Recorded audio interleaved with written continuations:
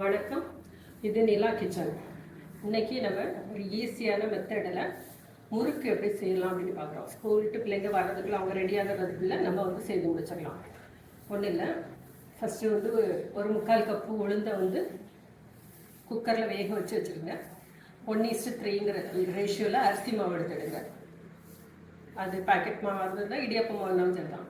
சூடான தண்ணி விட்டு பிசைஞ்சு 10 நிமிஷத்தில் போட்டு முடிச்சிடலாம். வாங்க இப்போ எப்படி பண்ணலாங்கிறத பார்க்கலாம். முறுக்குக்கு நம்ம ஃபஸ்ட்டு என்ன பண்ண போகிறோன்னா, ஒரு 3/4 கப்பு உளுந்தம்பருப்பு எடுத்துருக்கோம். இதை நல்லா வாஷ் பண்ணிவிட்டு குக்கரில் ஒரு 3 விசில் வேக வச்சு எடுத்துடுங்க. அந்த வேக வச்ச உளுந்தை மிக்சியில் போட்டு நைஸாட்டு அரைச்சிடுங்க. ஒரு 2 மினிட்ஸில் அரைப்பட்டுரும். இதோட 1:3 1:3 அந்த ரேஷியோவில் அரிசி மாவு சேர்த்துக்கணும். அரிசி மாவுங்கிறது நீங்கள் இடியாப்பத்துக்கு வாங்குற மாவாக இருந்தாலும் சரி தான், கடையில் வாங்குகிற பேக்கெட் மாவாக இருந்தாலும் சரி தான், எல்லாமே நல்லா தான் வரும். எப்படி பண்ணலான்னு பார்ப்போம். உப்பு போட்டுடுங்க. பெருங்காயப்பொடி,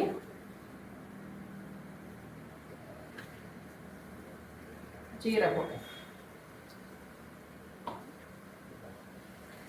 3/4 கப்பு உளுந்து வேக வச்சது,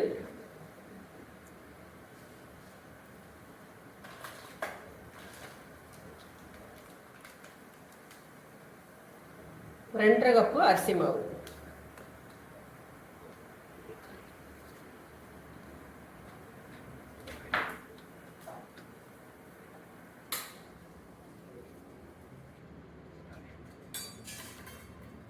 சுடுதண்ணி விட்டு பிசைஞ்சுக்கணும்.